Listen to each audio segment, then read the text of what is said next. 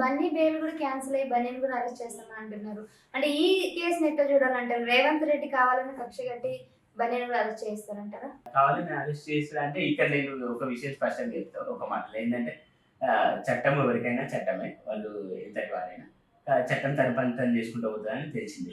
కాకపోతే ఇక్కడ ఒక విషయం ఏంటంటే ఒక 25 లక్షలు సహాయం కూడా ప్రకటించిండు అల్లు అర్జున్ సార్ అన్నారు. అసలు లెక్క ప్రకారం అంటే సిపి ఆనంద్ ఏం చెప్తున్నాడు, 10 లక్షల వరకే వచ్చాయి, ఇంకా 25 లక్షలు ఇచ్చామని చెప్తున్నారు.